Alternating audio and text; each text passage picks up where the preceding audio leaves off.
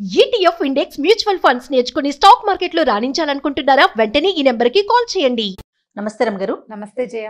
రమగారు, మనం last time కూర్చున్నప్పుడు ఒక వీడియో చేశామండి అత్తగారుల గురించి. వాళ్ళ డామినేటింగ్ కానీ వాళ్ళ బిహేవియర్ కానీ ఎలా ఉండాలి ఎలా ఉండకూడదు అని ఒకళ్ళు మనకి ఒక క్వశ్చన్ రేస్ చేశారు. ఒక ప్రశ్నకి సమాధానంగా మాట్లాడడం. అయితే మీరు అప్పుడే అన్నారు ఓన్లీ అత్తగారి గురించే మాట్లాడితే మిగతా వాళ్ళందరూ నా మీద పోట్లాడతారు జయ, కోడళ్ళు కూడా వాళ్ళు ఎలా ఉండాలి అనే విషయం మనం ఒక వీడియో చేద్దామని. సో ఆ టాపిక్ తీసుకుందామండి ఈరోజు. కోడళ్ళు వాళ్ళ బిహేవియర్ ఎలా ఉంటుంది, ఎలా ఉండాలి. ఇప్పుడు ఇవి అన్ని రకాలు ఉంటాయి జయ. మెతగ్గా ఉండే అత్తగారులు ఉన్నారు, డామినేటింగ్గా ఉండే అత్తగారులు ఉన్నారు. ఈ అత్తగారుల కాళ్ళ కింద పడి నలిగిపోయి జీవితాలు దుర్భరం చేసుకునే కోడళ్ళు ఉన్నారు. అత్తగారులను అసలు అన్నం కూడా పెట్టకుండా ఆస్తంతా గోడలాక్కుని మొగుళ్ళని సొంతం చేసుకునే కోడళ్ళు ఉన్నారు. రెండూ ఉన్నారు. కాకపోతే మనకు సాధారణంగా కోడంటికం అన్న మాట మాత్రం మనం ఎక్కువగా వింటాం. అత్తగారులు కోడళ్ళని ఇబ్బంది పెడతారు అనేది మనం ఎక్కువగా వింటుంటాం, అదే వింటాం. అవును. ఇప్పుడు కోడళ్ళ బిహేవియర్ వల్ల చాలా బాధపడే అత్తగారులు కూడా ఉన్నారు. హింసని అనుభవించే వాళ్ళు, పారిపోయేందుకు వెళ్ళిపోయేందుకు ఇంకొక దారి లేక, వృద్ధాప్యం వచ్చేసి అనారోగ్యాలు వచ్చేసి ఎక్కడికి వెళ్లేందుకు వేరే దారి లేక, ఉన్న ఒక్క కొడుకుని వదిలిపెట్టలేక, ఒకళ్ళు లేదా ఇద్దరే కదా ఈరోజు సంతానం. అవునండి. ఆర్థికపరమైన ఇబ్బందులతోటి లేదా అనారోగ్యాలతోటి లేదా ఏమిటంటే డిపెండెన్సీ, ఎవరి మీదైనా ఇండిపెండెంట్గా ఉండలేక చాలా క్లిష్టమైన పరిస్థితిని అనుభవిస్తూ కోడళ్లతో పాటే చచ్చినట్టు ఉండవలసిన పరిస్థితి ఉన్న అత్తగారులు కూడా కోకొల్లలుగా ఉన్నారు ఇవాళ రేపు. ఇవాళ రేపు ఆడపిల్లలందరూ ఇంచుమించుగా చదువుకుంటున్నారు, ఉద్యోగాలు చేస్తున్నారు. ఎంతో కొంత, చిన్నదో పొన్నదో ఏదో ఒకటి. ఈ ఉద్యోగాలు చేసే కోడళ్ళకి ఇంట్లో అత్తగారు ఉన్నారనుకో, తాము బయటికి వెళ్తారు, ఇల్లు అత్తగారు నడపాలి, మంచి చెడు మొత్తం ఆవిడే చూడాలి, వాళ్ళే చూసుకోవాలి. ఆ అమ్మాయి కొంచెం కొన్ని పనులు చేస్తుంది, ఏదో కొంత చేస్తుంది.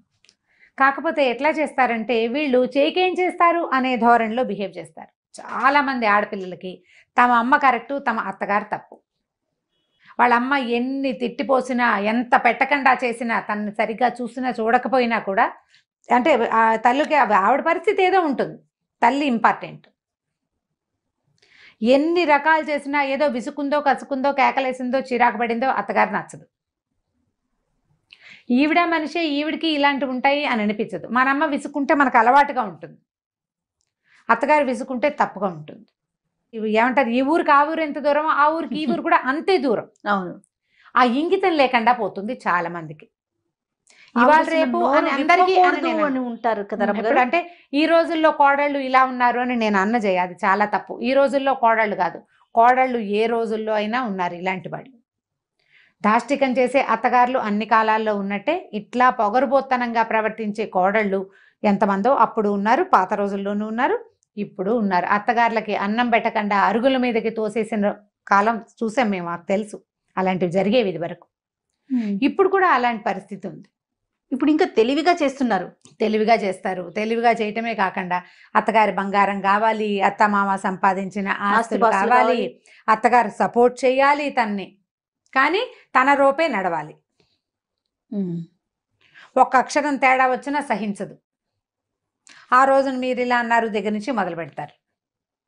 మనం మనుషులం, ఇవి మనుషులకు అత్యంత సహజమైనది. మనకి మనిషి అవసరం ఉంది, మన పిల్లలకి పెద్దవాళ్ల తోడు కావాలి, మనకి ఇంట్లో ఒక మనిషి ఉండాలి, వీళ్లతో నేను కొంత సర్దుకోవాలి. పైగా నేను సంపాదించని, నేను ఏ రకంగానూ ప్రయత్నం చేయకుండా వచ్చిన ఆస్తి మీద నాకేం అధికారం ఉంది అనే ఆలోచనే ఉండట్లే. ఆత్మాభిమానం లేదు ఆడవాళ్ళకి. అంటే ఎలా ఆలోచిస్తారంటే నా భర్త, వాళ్ళ బిడ్డ, సో అది నాదే కదా అన్న ఆలోచన వస్తుంది తప్ప నాది కాదు అన్న ఆలోచన రాదు. నా భర్త, వాళ్ళ బిడ్డ, నా భర్తకి బాధ్యత లేదా? అది నా భర్త వాళ్ళ అమ్మా నాన్న చూడాలంటే నేను కూడా చూడాలి. అలా కాకుండా ఆస్తుల వైపు మాత్రమే ఆలోచన వచ్చేది నాదే అని, కానీ బాధ్యత వైపు ఆలోచించలేకపోతుంటారు. ప్రధానంగా ఆడవాళ్ళకి ఏంటంటే వీళ్ళకి వెన్నెముక లేదు, ఆత్మాభిమానం లేదు, సిగ్గు సెరలు లేవు. సంపాదించని ఆస్తి మీద నీకెట్లా హక్కు ఉంటుంది? చిన్న పాయింట్ కదా, చాలా చిన్న పాయింట్. నువ్వు బాధ్యత తీసుకోవు, నీకు హక్కు ఎక్కడి నుంచి వస్తుంది? తీసుకోని బాధ్యత వెనకాల వచ్చే హక్కుని తీసుకుంటున్నారు అంటే మీకు వెన్నుపూస లేదు, వెన్నెముక లేదు, మనుషులు కాదు మీరు. ఇక్కడ ఇంకొక విషయం రమ్మగారు, మేము డబ్బిచ్చి కొనుక్కుంటున్నాం కదా నా భర్తని అనే ఆలోచన కూడా ఉంటుంది. ఎందుకు కొనుక్కుంటావు? మొగుడినే కొనుక్కో. అప్పుడు అత్తగారి ఆస్తులు ఎందుకు కొనుక్కుంటావు నువ్వు? అది మొగుడిని కొనుక్కో. నీకు అంత ఎక్కువగా ఉంటే. ఖచ్చితంగా అదే అదే ప్రశ్న. ఇప్పుడు నేను డబ్బిచ్చి ఈ ఇంటికి వచ్చాను, అలాంటప్పుడు నన్ను ఎందుకు చూడరు? మేమిద్దరం ఒకటే కదా, అతను ఆస్తి నా ఆస్తే కదా అన్న ఆలోచన నీ వస్తుంది ఆస్తి కదా. అంతా అతనిది కాదు, వాళ్ళు డబ్బు ఇచ్చి వదిలించుకున్నారు మీ అమ్మ నాన్న, సరిగా చెప్పాలంటే. మరి ఇప్పుడు ఈ మాట వస్తే ఇది కూడా రావాలి కదా. అంతే. ఆ మాట వస్తే ఇది కూడా రావాలి. ఈ డబ్బు ఇచ్చాము అనే పాయింట్ అసలు పాయింటే కాదు జయ. ఇప్పుడు అసలు అలాంటి ఆలోచన లేదు. ఇప్పుడు చాలా ప్రధానమైనది ఏంటంటే అత్తవారిని బాధ్యత నువ్వు తీసుకోవు. ఓ ఇద్దరు పెద్దవాళ్ళదో ఒక పెద్దవాళ్ళదో బాధ్యత తీసుకున్నప్పుడు వాళ్ళ ఆస్తి తీసుకునే హక్కు నీకెక్కడిది అని నిన్ను నువ్వు ప్రశ్నించుకో. ప్రతి ఆడపిల్ల ప్రశ్నించుకోవాలి. ఇలా ప్రవర్తించే కోడళ్ళంతా క్వశ్చన్ చేసుకోవాలి. నీకే బాధ్యత లేదు, మర్యాద లేదు. వాళ్ళు సంపాదించిన ఆస్తి ఎలా తీసుకుంటావు నువ్వు? అది చెత్తబుట్టగా ఉంది నీకు. చెత్తబుట్టలో చేయి పెడతావా? పెట్టవే నువ్వు. ఇంకెక్కడ ఆలోచన రావాలి కదా. అది మార్చుకోవాలి. ఆ ఐడియాలజీ మారాలి, అది మార్చాలి. ఆడవాళ్ళలో ఈ రకమైన ధోరణిని ప్రధానంగా మగవాళ్ళు దీన్ని ఎంకరేజ్ చెయ్యకూడదు. అవునండి, ఎంకరేజ్ చేయకూడదు. నువ్వు మా అమ్మని చూడవు, మా అమ్మతో మాట్లాడవు, మా అమ్మ అంటే నీకు పడదు.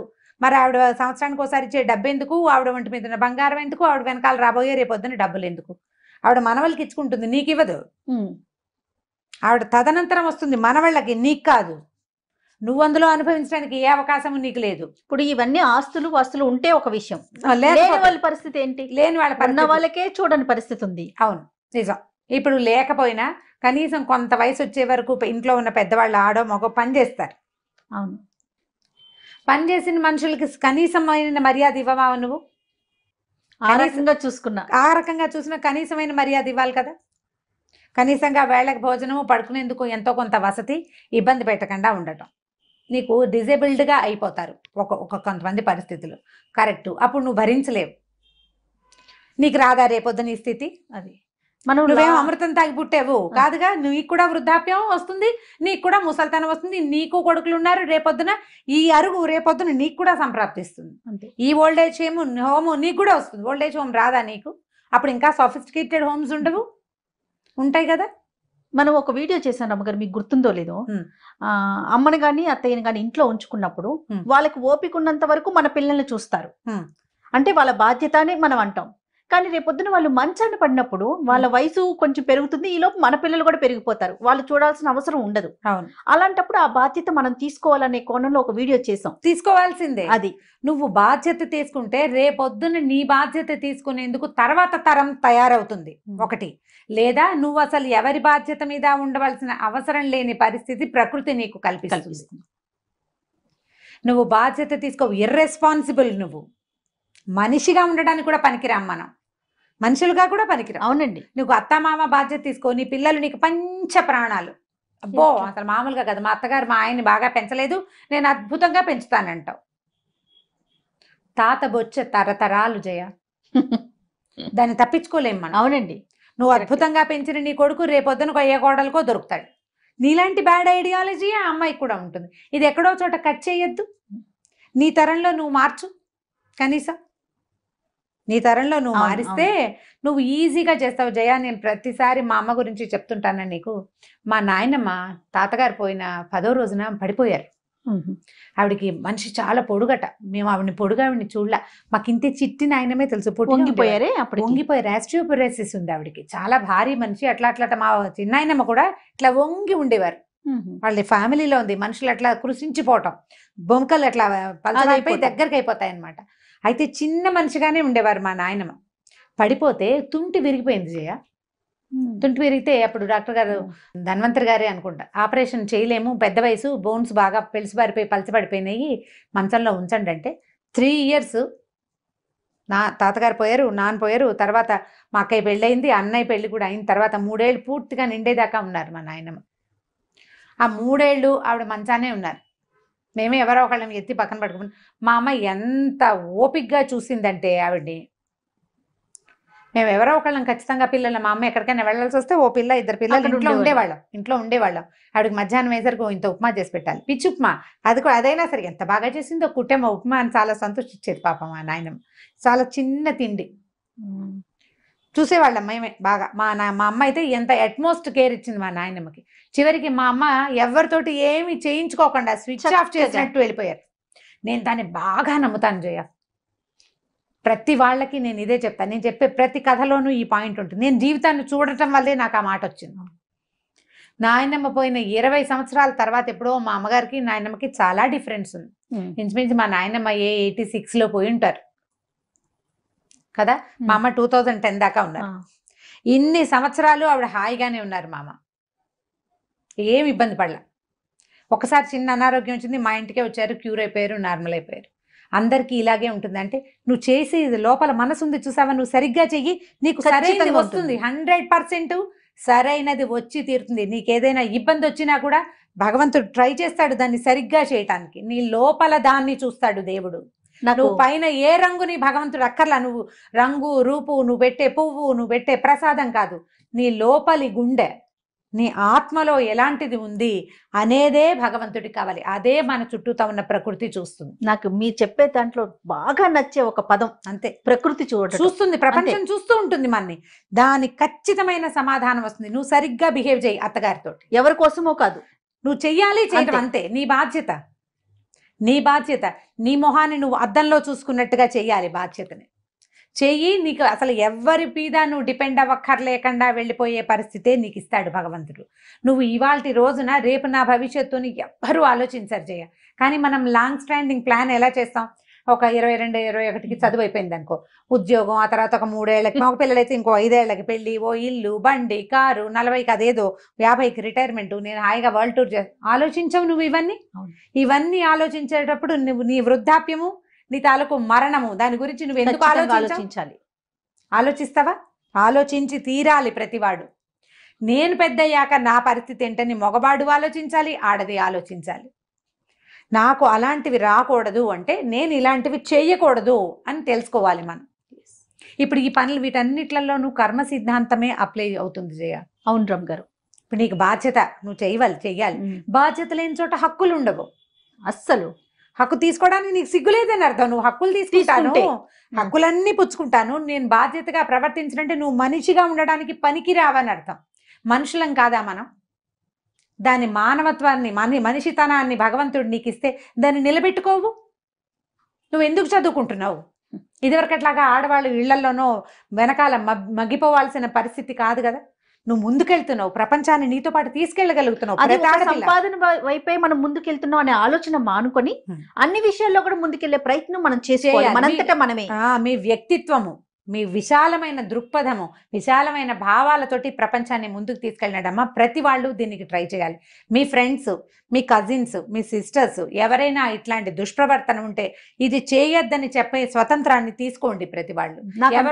చెప్పడం కదా, అందరూ ఆడవాళ్ళు అసలు ఇంకొకరితో చెప్పించుకునే పరిస్థితిలోకి వెళ్లకుండా ఉంటే బాగుండా అనిపిస్తా ఉంటుంది. వెళ్లకుండా ఉండాలి. మీ అత్తగారితో సరిగ్గా ఉండు, ఇల్లు బాకలు సరిగ్గా చూసుకో, నీ బాధ్యతని నువ్వు నెరవేర్చు అనే మాట నువ్వు ఎవరితోటైనా చెప్పించుకోవాల్సి వచ్చిందంటే, నీ మొహం మీద మచ్చ ఉందని ఎవరైనా చెప్పాలా? నీకు అద్దం చూసుకుంటే తెలీదు నీకు? జీవితాన్ని అద్దంగా చేసుకోండి అమ్మా. ప్రతి వాళ్ళు కూడా మన జీవితం మనకి అద్దంగా ఉండాలి. మనని మనం హాయిగా చూసుకోగలగాలి.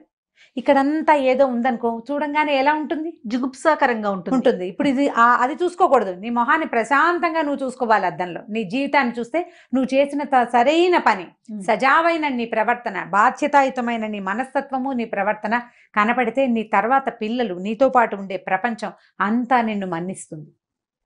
ఇవాళ అత్తగారికి వచ్చిన స్థితి నాకు రాదని అనుకోవద్దు. డెఫినెట్గా వస్తుంది. మీకు పెళ్లి కాకముందు మీరు చిన్నపిల్లలు, పెళ్ళయింది, తల్లి అయ్యారు, పిల్లలు పెద్దగా అవుతారు. ఏడాదికి పిల్లలు పెరగరు. వాళ్ళతో పాటు నువ్వు పెరగవు. ఎన్నాళ్ళు ఉంటావు? మనం ఏమన్నా అతిలోక సుందరులమా ఎల్లకాలం యంగ్గా ఉండడానికి? ఏం కాదు. మనమేమో అమృతం తాగలేదు. ఎవ్వరికీ తప్పదు అది. ఇది ఆలోచించుకుని ప్రవర్తించాలి ప్రతి కోడలు కూడా. మనం అత్తగారులకి చాలా చెప్పాం జయ. కోడళ్ళ అవ్వాల్సిన పిల్లలు, ఇప్పుడు ఇంకా రేపొద్దున పెళ్లిళ్ళు చేసుకోబోయే వాళ్ళు, ఆల్రెడీ పెళ్లిళ్ళు అయిపోయి ఉన్నవాళ్ళు, ఆల్రెడీ ఇలాంటి ప్రవర్తనా లోపాలు కలిగి ఉన్న వాళ్ళు ఇప్పటికైనా తప్పేదేలేదు, మార్చుకోండి. ఎందుకంటే మిమ్మల్ని ప్రకృతి గమనిస్తూ ఉంటుంది. అది స్పేర్ చేయదు మిమ్మల్ని. మీ భర్త, పిల్లలు మిమ్మల్ని క్షమించేస్తారు మీ ప్రవర్తన ఎలా ఉన్నా, కానీ ప్రకృతి మాత్రం క్షమించదు. ఎప్పుడూ మీకు ఇతరుల సహాయం అవసరమయ్యే పరిస్థితికి మిమ్మల్ని తీసుకొస్తుంది. ఆ పరిస్థితి తెచ్చుకోకూడదంటే ప్రవర్తనా లోపాలు సరి చేసుకోండి. అత్తగారు మన భర్తకి తల్లి, మామగారు మన భర్తకి తండ్రి, అతని తోబుట్టువులు. ఇప్పుడు అతను వాళ్ళకే ఇంపార్టెన్స్ ఇస్తున్నాడు అంటే మీరు కొంత బాధపడచ్చు. కానీ మీరు అసలు అతన్ని వాళ్ళ వైపు కూడా చూడనివ్వకుండా చేయటం తప్పు కదా.